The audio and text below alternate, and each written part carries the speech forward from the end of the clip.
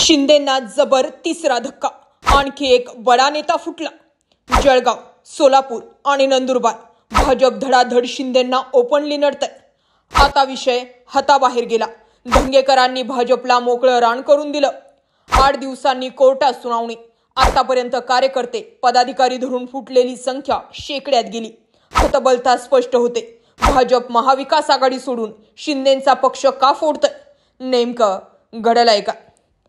जवळपास आठवडाभरातच सोलापुरात राष्ट्रवादी अजित पवार गटासोबतच शिवसेना शिंदे गटाला देखील भाजपाकडून मोठा धक्का देण्यात आला।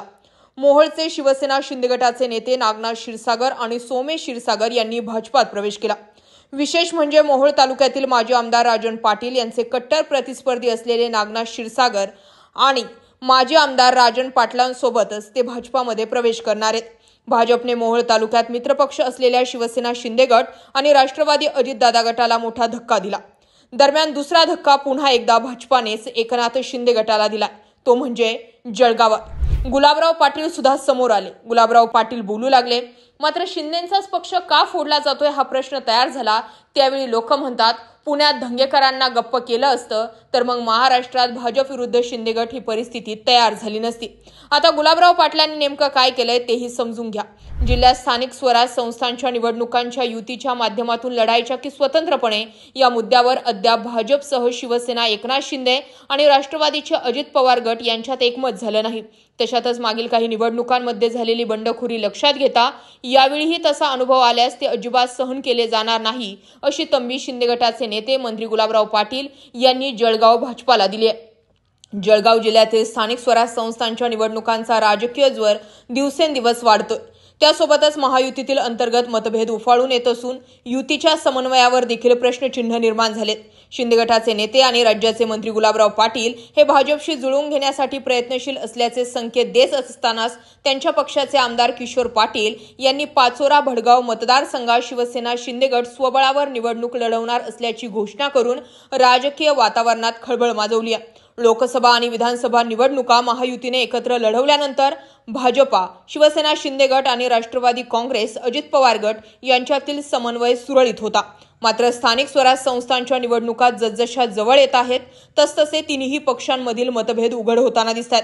या घडामोडींमुळे आगामी निवडणुकांमध्ये महायुतीचे समीकरण बदलण्याची शक्यता निर्माण झाली आहे। दरम्यान लोकसभेच्या निवडणुकीत शिंदे गटाच्या आमदारांनी मनापासून मदत केल्याने राज्यात सगळीकडे वाईट स्थिती असतानाही जळगाव जिल्ह्यातील भाजपच्या दोन्ही महिला खासदार मोठ्या मताधिक्याने विजयी झाल्या। मात्र विधानसभेच्या निवडणुकीत भाजपनं गद्दारी केली। शिंदे गटाच्या आमदारांविरोधात बंडखोर उभे करून त्यांना पाठबळ देण्यासाठी जाणीवपूर्वक प्रयत्न केले। हा मुद्दा शिंदे गटाचे आमदार किशोर पाटील यांनी आता पुढे आणला।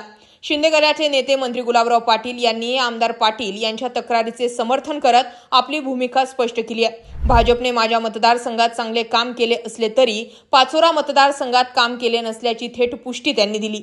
पाचोरा येथे आयोजित शिंदे गटाच्या निर्धार सभेमध्ये ते बोलत होते। दरम्यान या सगळ्या घडामोडींमुळे आता जळगावमध्ये सुद्धा दुसरा जबर धक्का हा भाजपानंच शिंदे गटाला दिलाय असं म्हणायला हरकत नाही। तिसरा जबर धक्का भाजपानं शिंदे गटाला दिलाय, तो म्हणजे नंदुरबार जिल्ह्यामध्ये महापालिका निवडणुकांच्या तोंडावर डॉक्टर हिना गावित यांनी नुकताच भाजपमध्ये पुन्हा प्रवेश केला। यामुळे भाजपची ताकद वाढत असून अनेक कार्यकर्ते आता त्यांच्या नेतृत्वाखाली भाजपशी जोडले जात आहेत। केवळ शिंदे गटच नव्हे तर काँग्रेसचेही असंख्य कार्यकर्ते अक्कलकुवा येथे भाजपचं कमळ हाती घेत आहेत। गेल्या काही दिवसांपासून अक्कलकुवा आणि धडगाव तालुक्यातील कार्यकर्ते भाजपमध्ये येत आहेत। त्यामुळे आगामी स्थानिक स्वराज संस्थांच्या निवडणुकीत भाजपला याचा मोठा फायदा होणार असल्याचं बोललं जातंय। याचा मला आणि भाजपला मोठा लाभ होईल असा विश्वास खासदार डॉक्टर हिना गावित यांनी व्यक्त केलाय। दरम्यान नंदुरबार जिल्ह्यातील स्थानिक राजकारणात आणखी एक महत्त्वपूर्ण घडामोड समोर आली आहे। स्थानिक स्वराज संस्थांच्या निवडणुकांच्या पार्श्वभूमीवर भाजपच्या माजी खासदार डॉक्टर हिना गावित यांनी स्पष्ट भूमिका घेतली आहे की नंदुरबार जिल्ह्यात भाजपा आणि शिवसेना शिंदे गट यांची युती होणार नाही। त्यांच्या म्हणण्यानुसार भाजपची प्रमुख लढत शिवसेना शिंदे गटासोबतच होणार आहे। यामुळे नंदुरबार आणि अक्कलकुवा विधानसभा मतदारसंघात शिवसेना शिंदे गटासोबत युती होणार नाही। पण शहादा आणि तळोदा मतदारसंघातील युतीचा निर्णय मात्र स्थानिक आमदार राजेश पाडवी घेतील असं डॉक्टर हिना गावित यांनी स्पष्ट केलंय। दरम्यान सांगायचं जर ठरलं तर सध्याच्या घडीचा विचार केला तर एकनाथ शिंदे गट विरुद्ध भाजप अशीच तळागाळामध्ये लढाई सुरू असल्याचं दिसून येतंय। जिथे शिंदे गटाचे आमदार आहेत आणि तिथे भाजपचे खासदार आहेत ते एकमेकांसोबत जुळून घ्यायला तयार नाहीये, किंवा मग जिथे शिंदे गटाचे आमदार आहेत मात्र खाली कार्यकर्त्यांची फळी महापालिका अगोदर ज्या भाजपाच्या ताब्यात होत्या तिथेही हे जुळून घ्यायला तयार नाहीयेत। असं जर सुरू राहिलं तर येत्या काळामध्ये एकनाथ शिंदे गट हा पूर्णतः संपवला जाईल। छोटे मोठे लहान मोठे सरपंच माजी सरपंच नगरसेवक असे जरी कॅल्क्युलेट केले तरी सुद्धा जवळपास शेकडो लोकांनी एकनाथ शिंदेंची शिवसेना सोडलेली दिसून येते। दुसरीकडे पुढच्या 8 दिवसामध्ये सुप्रीम कोर्टात सुनावणी पडणार आहे।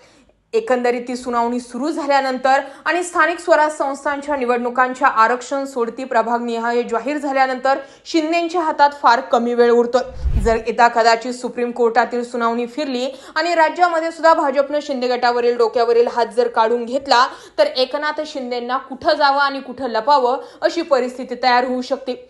मुळात म्हणजे रवींद्र धंगेकर यांनी एकनाथ शिंदे गटाकडून आपली भूमिका जाहीर करत नाही असं म्हटले तरी ते शिंदे गटात होते आणि रवींद्र धंगेकर यांनी मुरलीधर मोहोळ यांना सळो की पळो करून सोडलं। हे आजही पुण्यातील गल्लीबोळातील प्रत्येक व्यक्ती सांगेल। रवींद्र धंगेकरांना आवरलं नाही म्हणून एकनाथ शिंदेंवरती रोष हा महाराष्ट्रातील प्रमुख नेत्यांचा आहे आणि त्याचाच बदला म्हणून आता असेही आणि तसेही जर हे एकमेकांना गप्प करणार नसतील तर भाजप आणि शिंदे गट भविष्यामध्ये आमने सामने येऊनच लढेल। या सगळ्या भूमिकांकडे तुम्ही कसं पाहता कमेंट सेक्शन मध्ये जरूर व्यक्त व्हा। एकनाथ शिंदे गटाची गरज खरंच भाजपसाठी संपलेली आहे का याबाबतही जास्तीत जास्त ठिकाणी व्यक्त व्हा। शिंदेंचे अडचणीत आणले जाणारे मंत्री, शिंदेंच्या काळात घेतल्या गेलेल्या योजनांना स्थगिती मिळणं, एकनाथ शिंदे गटांची आता सुप्रीम कोर्टामध्ये सुनावणी होणं आणि भाजपानं शिंदे गटाचे आमदार खासदार यांना गळाला लावणं या गोष्टी सांगतात की भविष्यामध्ये एकनाथ शिंदे आणि भाजप यांची जोडी खूप दूरपर्यंत चालणार नाही। आता जोपर्यंत अजित पवार शांतीत क्रांती करतात तोपर्यंत अजित पवारांसोबत निभावून घेतलं जाणार। मात्र अजित पवार सुद्धा किंवा त्यांचा पक्ष सुद्धा सेफ झोन मध्ये आहे असं म्हणता येणार नाही।